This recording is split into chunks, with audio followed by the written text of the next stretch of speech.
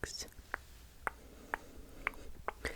that I've managed to read this year so far.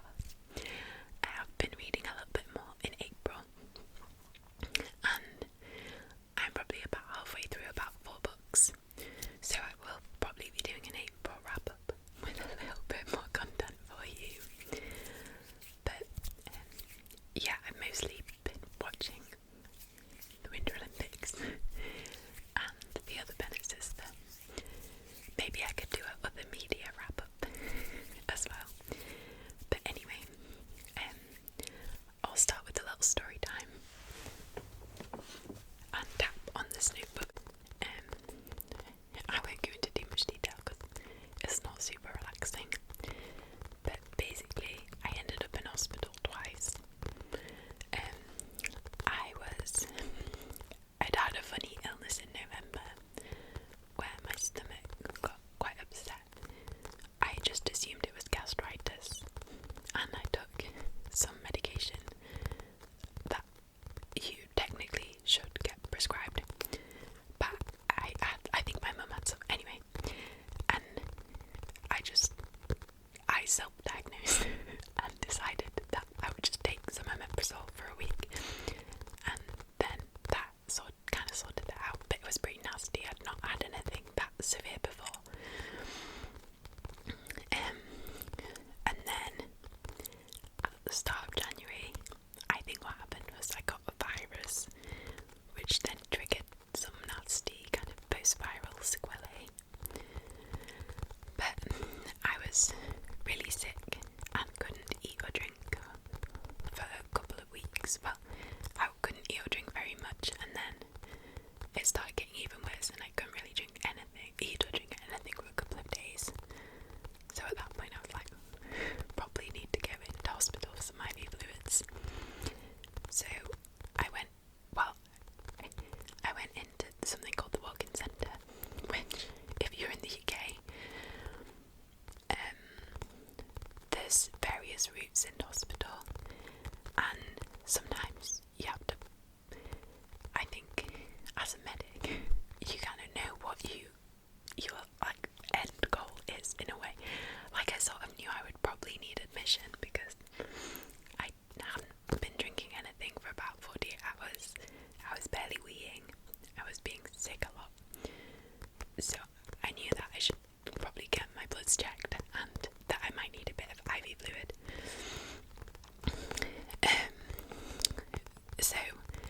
But I didn't want to go to A&E, which, if you're in America, I think they call it the ER or the ED. Well, we call it ED, so maybe in America it's ER. Anyway,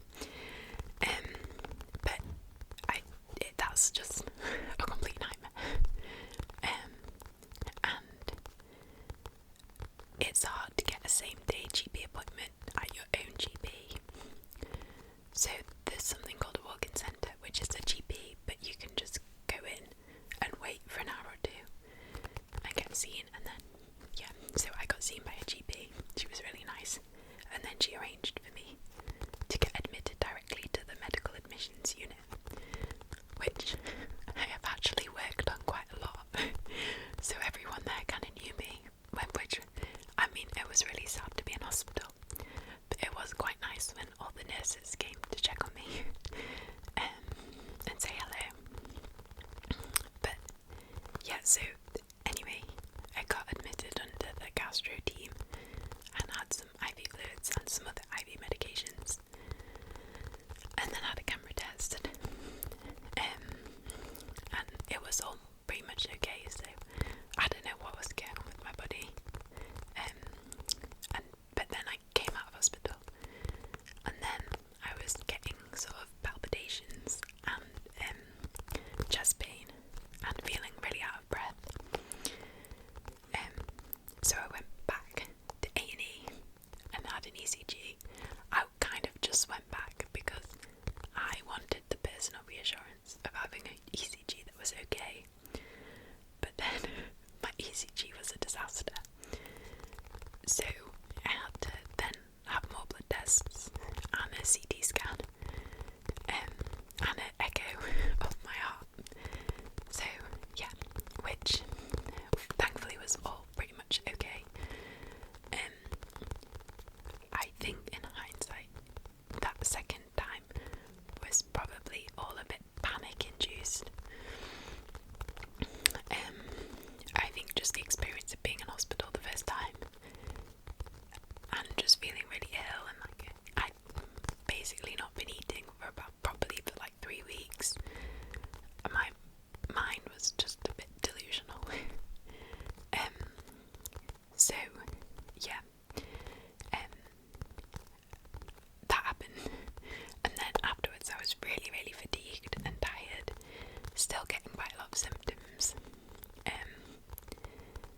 lost quite a bit of weight as well, so I was building myself back up. And my anxiety was really bad, just from the whole experience. So I was trying to get on top of that as well. So it's just been a long, and I thought I would bounce straight back, and then I'm not, and it's really frustrating. But I'm getting back there slowly, so that's good. And I'm glad that nothing was seriously wrong. Well, fingers crossed, but yeah.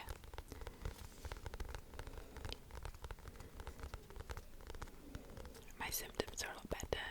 I still get them intermittently, but it's nowhere near as bad.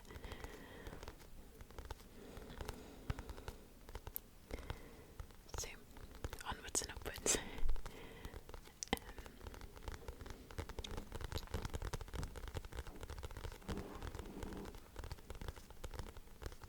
I really like the tapping on this notebook. Anyway, so on to the wrap up. So I have 2 books, one 5-star and one 1-star. I read these in January before I got sick. I've actually already started filming this video once, and I'd done the wrap up for Dungeon Crawler Carl, which was the 1-star. So I'm gonna splice that in after I wrap up this second book. With the lighting slightly different though, so just be warned. And that's a bit of a rant review, but the rave review is for a book called Dusk by Thea Guanzon.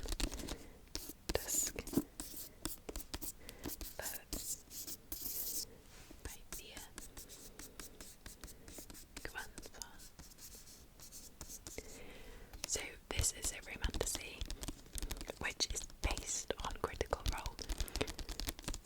I actually had no idea what Critical Role was when I picked this up to read. But after I read it, I then went on a deep dive into Critical Role and found out more about it. I still don't entirely know exactly what it is. I think it's a D&D campaign by a group of friends, and they all have different characters, and they have different seasons is not the right word. Something where they all assume different characters and go through a storyline. And then I did start watching the animated series, The Mighty Nine, but that was when I was in hospital, so I didn't really get too far through any of the episodes, to be honest. I might go back and watch that, now that I'm thinking about it. So this book is based on a fictional romance book in the fictional world of the Critical Role cast. So I did get a bit really cute of the cover.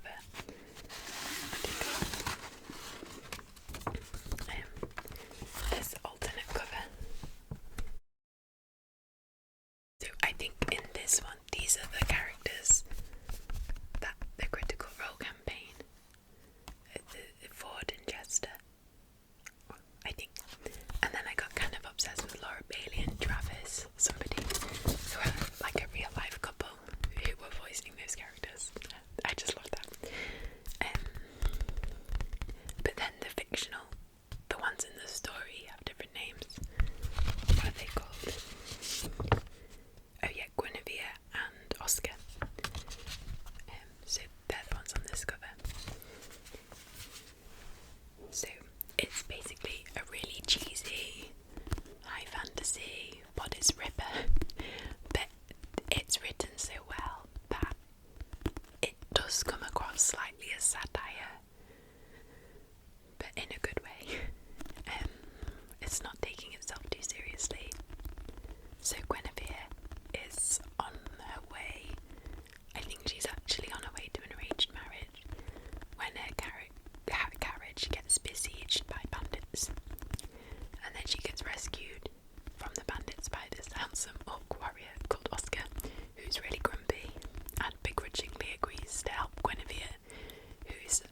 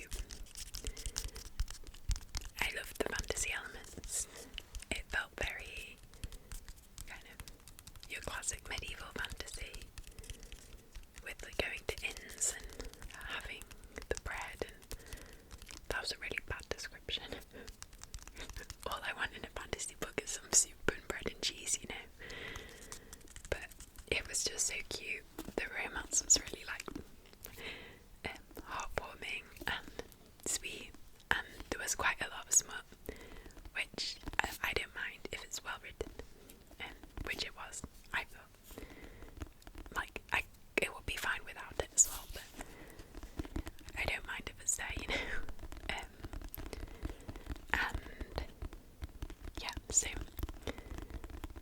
I really enjoyed this.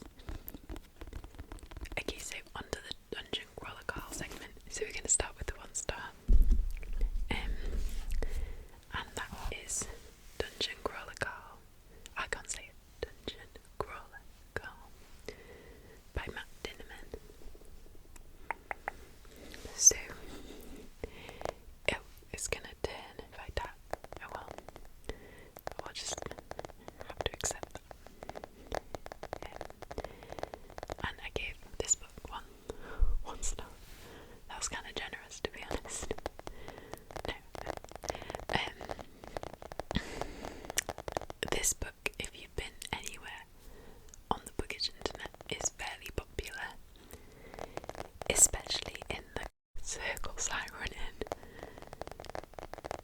If you like Brandon Sanderson and Red Rising and Jade City and Robin Hobb and those kind of books, and Will of the Many, this book gets recommended a lot alongside those. So I was fairly quite hyped to try it. And this book follows Carl, who has just broken up with his girlfriend and has custody of the cat. Honestly, that's red flag number 1. When a book, especially a sci-fi fantasy book written by a man, starts with him having just broken up with his girlfriend, it's always bad. Anyway, so he wakes up in the middle of the night, and anyone who was inside gets crushed, so all the buildings get crushed, but he happened to be outside for some reason in the middle of the night, can't remember why. And anyone who was outside, these weird portals open up and a voice comes and tells them that they can choose to either descend into the dungeon world or they will die, basically. And so Carl goes into the dungeon world and has to compete in these levels to try and progress through the levels to get to some unknown prize, well, survival. It's very much set up like a video game. So I'll talk about what I did and didn't like about this book. There's not too much that I did like. I think the main issue is for me with this book, because I do think this book probably is for some people, like they would enjoy it. I'm not a video game person. I rarely ever play video games. If I do, it's like Mario Kart with my friends or Animal Crossing with my friends. Like, it's not hardcore gaming by any stretch. So I don't think I have that connection to video games that potentially would make you like this book more. And it's written in a role-player game style, so there's often instructions or pop-ups that come up in bold print that I think you might enjoy if you liked that kind of thing, but I did not enjoy that. It just felt like bad narration to me. I know it was the style of the book, so that's not really a fair critique, but that wasn't enough to charm me. So that was that. And then I didn't really like Carl as a character. He was a very typical, just self-insert male character.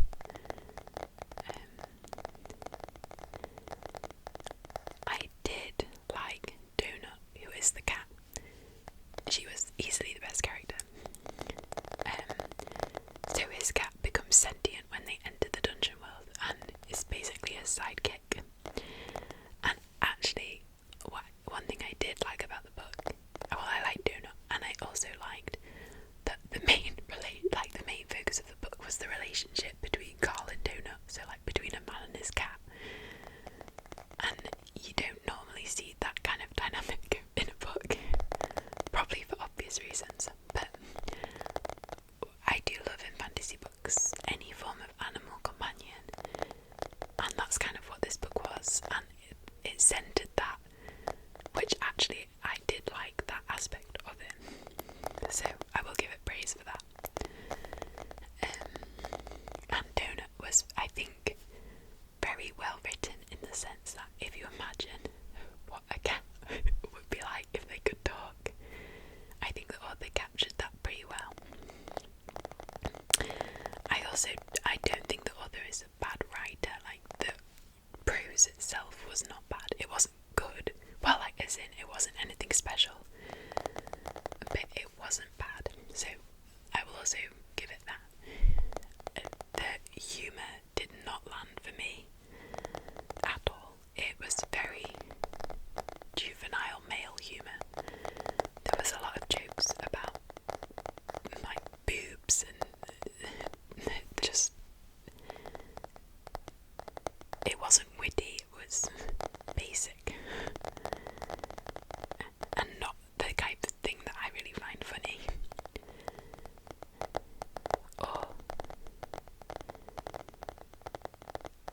So that was quite grating, and not even in a, because sometimes I think like Brandon Sanderson, I enjoy his books a lot, he's one of my favourite authors, but his humour is sometimes a bit too juvenile for me, but in quite not in a crude way, whereas this book felt crude. Like, the jokes or humour was laughing at rude things, which I didn't, it was very teenage boy, which is fine if you're a teenage boy, like, you would enjoy it, but well, I'm a 28-year-old woman, so it wasn't really for me. And then it also felt quite misogynistic in parts. Then I sort of did a deep dive into some Goodreads reviews, read a few 1-star reviews, and some people seem to think it's kind of the point of the story, like the author's trying to make a point. But having read book 1 alone, it just came across as like misogynistic.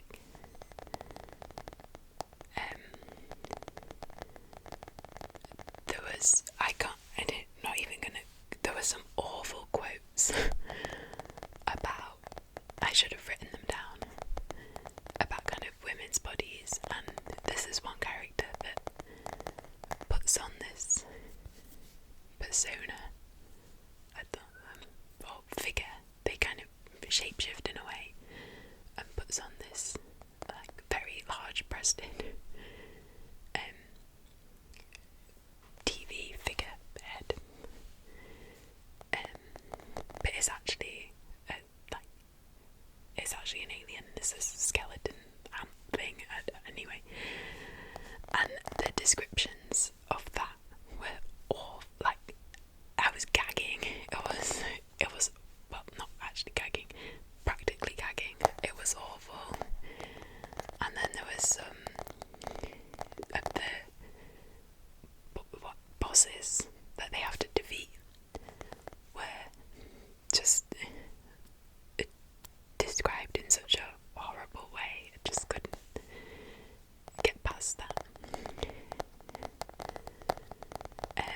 Yeah, it was just bad, and it's kind of frustrating because I do feel like this book actually had some quite good potential for its themes and the things it was exploring, because it was this alien society or big alien corporation that was going around to different worlds and using them for entertainment to generate profit. And you saw a little bit how the TV and media was manipulated, that kind of intergalactic TV and media was manipulating events and the different parties at stake, and the different parties with a stake in the proceedings. Wars, and thought that was quite interesting and could have been a really interesting critique on capitalism and entertainment culture and suffering for other people's entertainment, but it didn't land because it was so crudely written and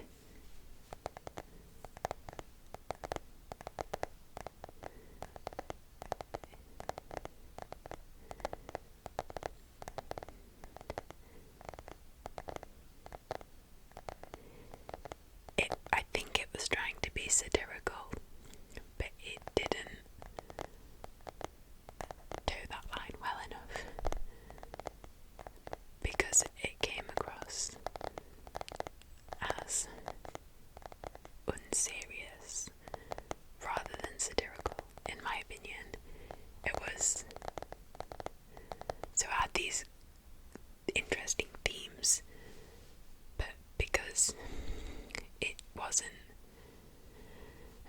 not that it wasn't taking itself seriously exactly, but it didn't come across as poignant or in thoughtful critique or exploration of these themes, because Carl as the character and the humour and the general tone of the writing style was very jokey and some quite distasteful jokes, and so it just didn't quite work.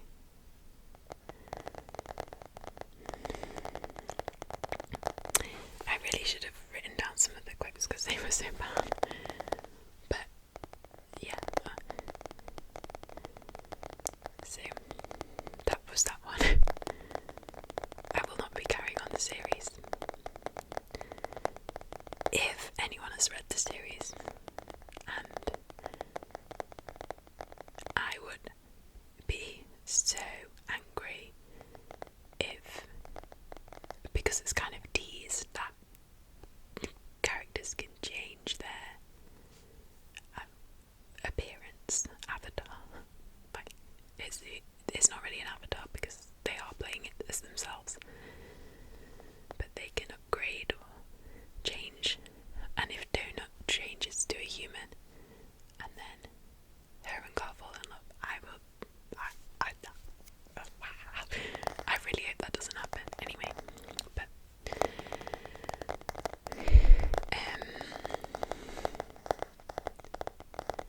the only other, well, I don't know if I like this or not. This is maybe a tiny spoiler, and not really, but it's a plot point kind of. So just skip ahead a minute if you really want to avoid it. But there's a group of